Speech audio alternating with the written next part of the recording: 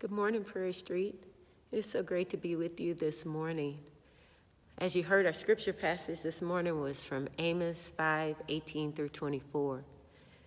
And verse 24 says, "But let justice roll down like waters, and righteousness like an ever-flowing stream." Many of us know this passage well because of Dr. Martin Luther King. But today we are going to spend time looking at Amos and what he was also trying to say to his people then. Dr. Martin Luther King was trying to say it to his people in the 60s, and still today, we are trying as leaders to say the same thing to a nation and a world. I remember being in seminary and being told that I was an Amos. And then I wasn't quite sure what that felt like, what that meant for me, but I do understand it more today. So I am one that usually is bringing some pretty direct messages, and I get that, and I understand that, and I accept that for my role and what God has had for me. I pray that Prairie Street can walk with me in these spaces. So today we hear the word of the prophet Amos, one of the minor prophets with a serious message for the people of God during the divided kingdom of Judah and Israel. But probably more so for us today. A timeless message for Christians to consider in their daily walk. Amos was an everyday Joe. Like many of you, he was simply trying to tend to his land, provide for his family, living his life. And the Lord called him to deliver a word to God's people. I don't know about you, but it is one thing to be called into the ministry, to be a prophet, a preacher, a teacher, as part of your gifting, as part of your passion.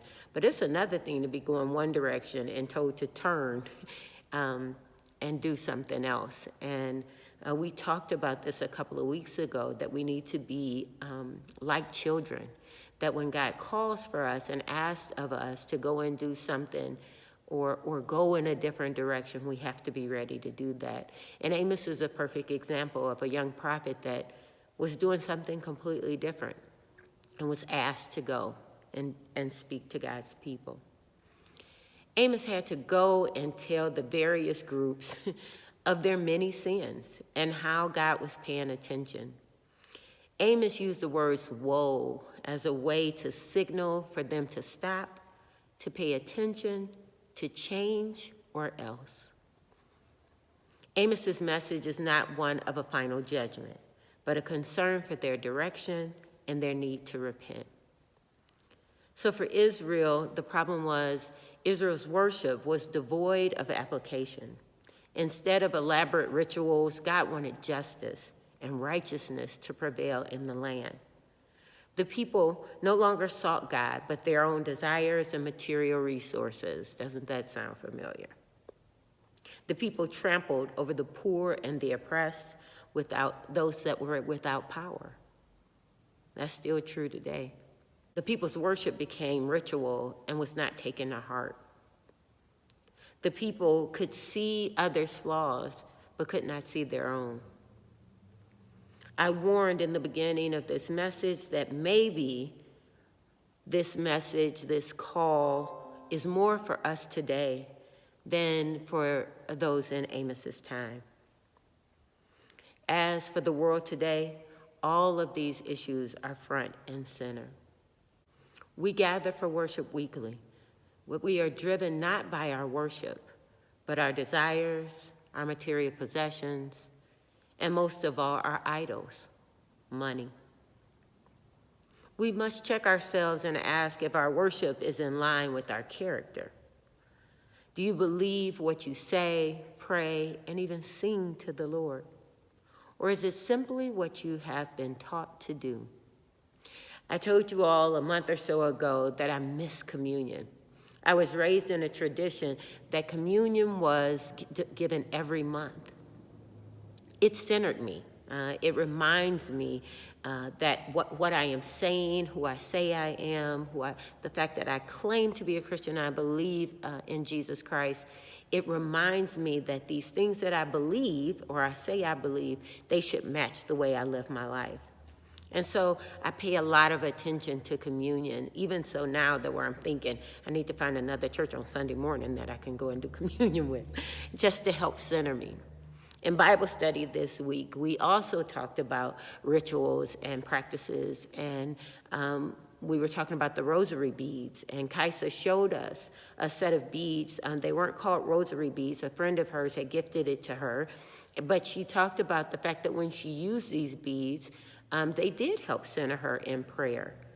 What we talk mostly about is not so much that we have these practices, these rituals, that becomes the problem. The problem comes when those things take over and become the actual idol or the God that we serve, and or we go through the motions of them, and they really don't mean anything when we leave church on Sunday morning.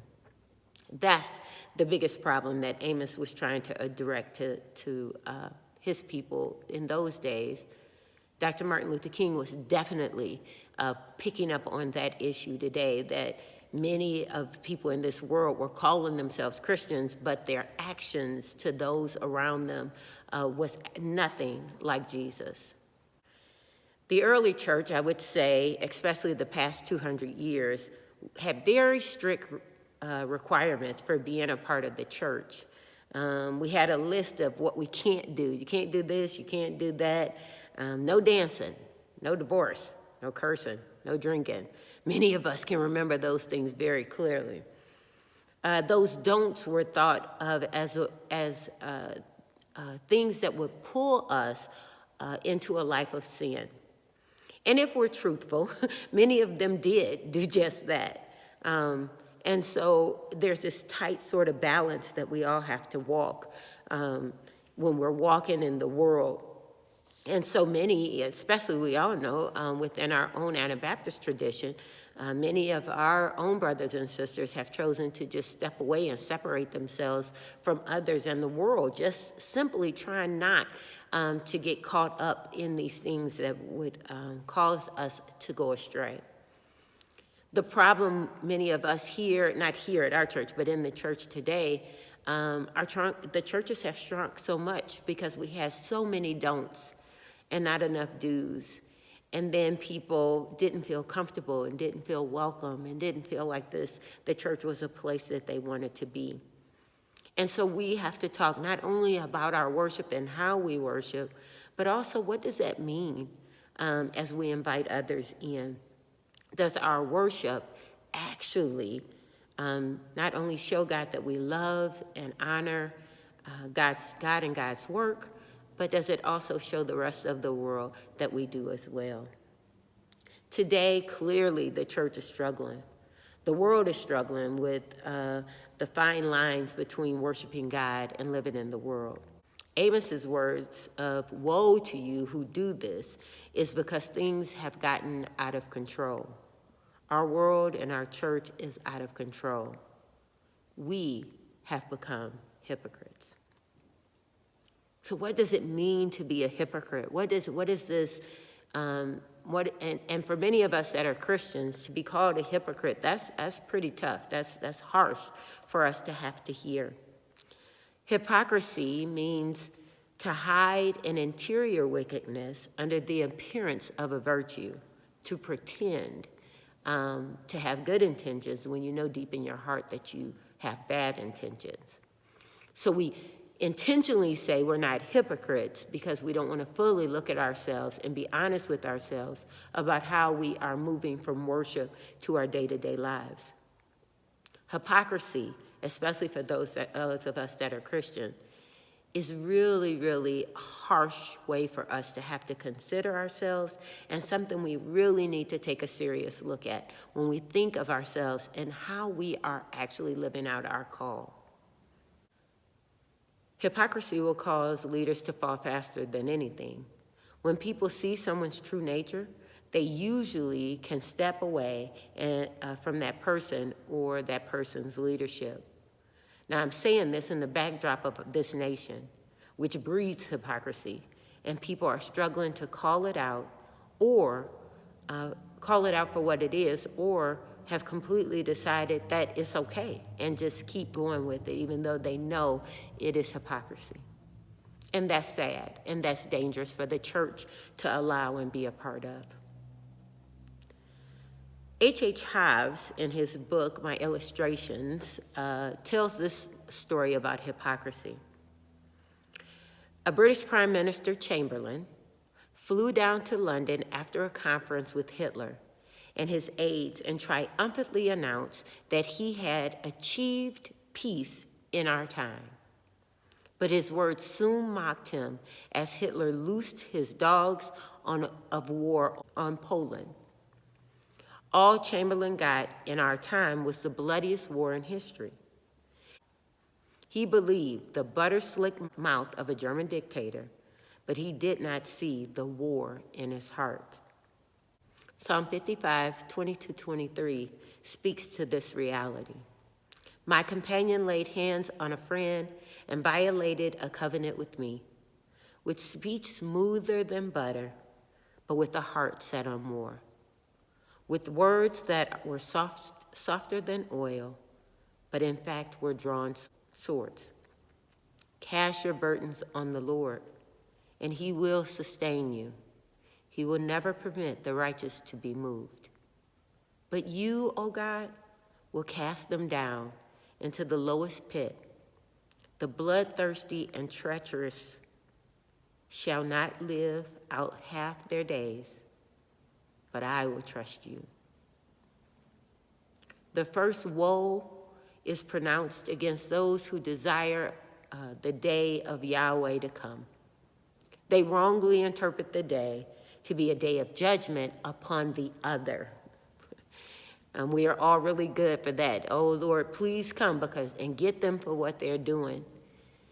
And Amos is saying, don't be so quick to ask for the day of the Lord to come, because many of us have our own business we need to get in order. We need to check our own worship, our own praise to God, and how our lives actually match that. Amos declared that the day of the Lord would be a day of darkness and not light to Israel. That day would bring them harm and destruction, not vindication, prosperity, or salvation. Darkness here may be literally as well as figuratively. I say this is true for our nation. I say this is true for the Christian church, that we too may want to be slow to ask for the day of the Lord to come, because we ourselves have much work to do. In a powerful and humorous illustration, Amos drove home the truth that no simple person could escape the judgment of the day of Yahweh. He says, a man flees from a lion, then encounters a bear. He rushes into a house, then leans breathlessly against a wall and is bitten by a serpent. This feels so true. This feels so true that no matter how much we try to escape, no matter how much we try to run from the realities that we are dealing with, we only run into another situation. And so this isn't something for us to run from, but this is something for us to confront. Who do we say that we are, and whose do we say that we are? And is our character in line with that? Are the things that we say, are the actions that we give, are they in line with that? Amos's message for Israel and Judah may not completely fit us today. He was talking to them about unacceptable gatherings, unacceptable offerings, unacceptable music. That may, in most cases, not necessarily fit us. But what are the ways in which our own hypocrisy within the church is clouding our worship to God? I would say more than anything is our hatred towards the other. We are clearly in a time when loving our enemy gets harder and harder to do. But as children of God, that is exactly what we are asked to do. Check your hatred and anger towards your neighbor. And when I say your neighbor, I'm talking about everybody from politicians. I'm talking about refugees and immigrants. I'm talking about criminals. I'm talking about your family. How are you responding to those that think different, feel different, may be imposing upon you?